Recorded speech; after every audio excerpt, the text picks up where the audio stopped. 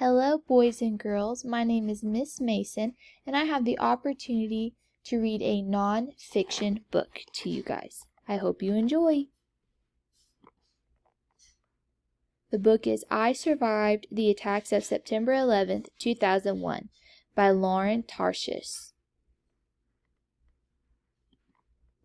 I Survived the Attacks of September 11th, 2001. Chapter 1. A bright blue sky stretched over New York City. It was the morning rush. Men and women hurried to work. Taxis, cars, and buses zoomed through the streets. I wonder what it's like to be in New York without taxis, buses, and cars zooming through the streets. Let's continue on. And then there was the plane. Many people in Lower Manhattan heard it before they saw it, the screaming roar of jet engines. The massive aircraft streaked through the sky, barely skimming over rooftops. Up and down the sidewalks, people froze. Even 11-year-old Lucas Calley wasn't supposed to be in Manhattan that day. His parents had no idea that he'd caught a train into the city, that he was there, on a crowded sidewalk, looking up as it all began. Lucas watched, almost hypnotized, as the plane careened through the sky. He'd never seen a plane flying so low. It was so close he could read the letters on the tail. A.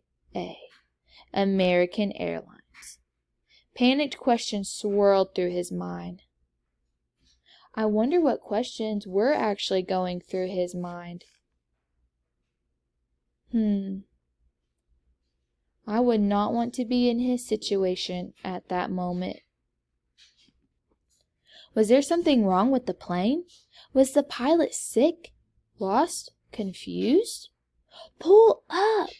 Lucas wanted to shout, Go higher! But the plane kept getting lower and faster. And now Lucas's heart stopped as he saw what was in the plane's path. The twin towers of the World Trade Center. The silver and glass buildings, each a quarter of a mile tall, rose high above the New York City skyline. The plane sped up. No! With one last ferocious roar, the jet plunged into the side of one of the towers. There was a thundering explosion. People all around Lucas screamed, and then the bright blue sky filled with black smoke and fire. Chapter 2. As usual, football practice was brutal. It was 95 degrees. Lucas was soaked in sweat. 3 guys had already puked up their Gatorades. Lucas's body felt like one big bruise. A football came sailing through the air. It looked like an impossible catch, Lucas's favorite kind. He took off, legs pumping, eyes on the ball. At exactly the right split second, he leaped up as high as he could, plucked the ball from the air, and grabbed it to his chest as he crashed to the ground. All around him, guys hooted and cheered and high-fived. A familiar, happy feeling rushed over Lucas. Sure, his entire body ached. Yeah, Coach B was always screaming at them. But this is where Lucas was happiest, where he belonged, on this broiling hot turf field with his football team, the Port Jackson Jaguars. It had been Uncle Benny's idea that Lucas would be a football player.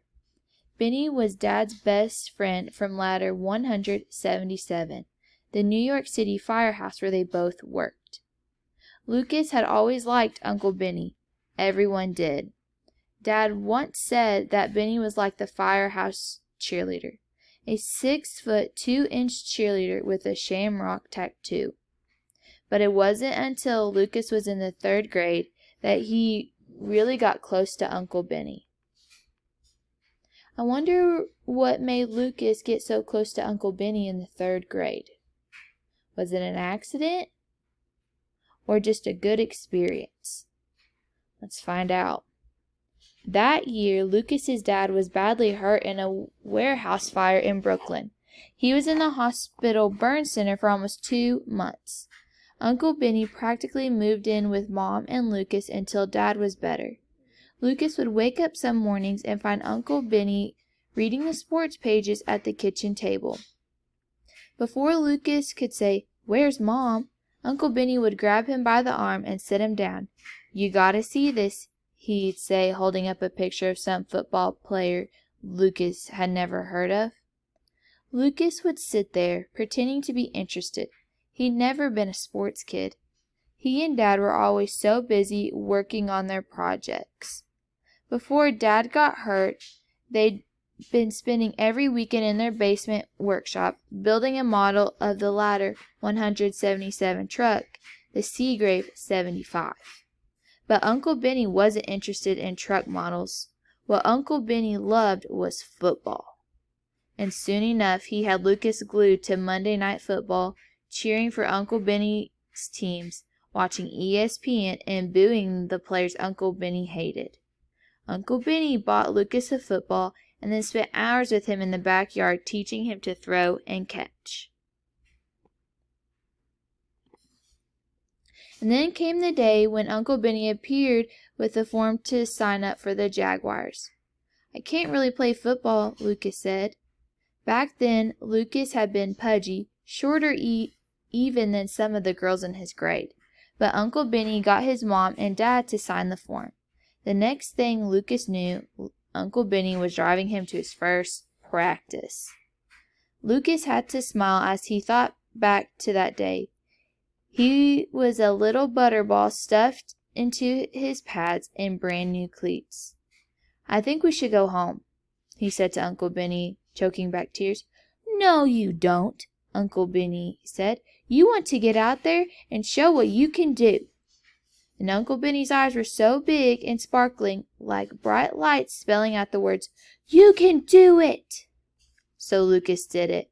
And from that first day, Lucas felt like he'd found his place.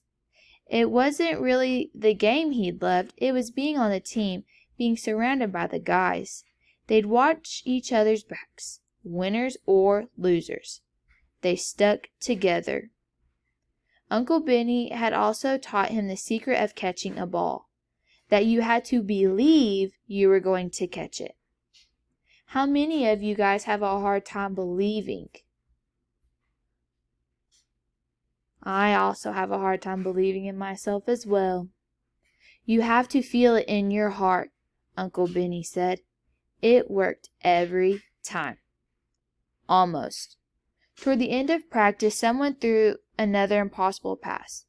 "Go get it, Lucas!" the guys screamed, and off Lucas went, his eyes glued to the ball, his arms stretched out so long he felt like he could grab the sun. But something went wrong. His heart knew he would catch it, but his ankle didn't. It wobbled, and Lucas lost his balance. Suddenly, he was flying through the air, a missile out of control. He crashed head first into the hard turf. Crack! He could practically feel his brain smacking against the inside of his skull. A white light of pain exploded inside Lucas's head. He saw stars, a whole galaxy behind his eyes, and then he blacked out. That's the end of my first read aloud for you guys for this nonfiction book. I hope you guys have enjoyed it so far, and thank you again for letting me come to your classroom through a computer and be able to read to you guys. I hope you really enjoyed it. Thank you.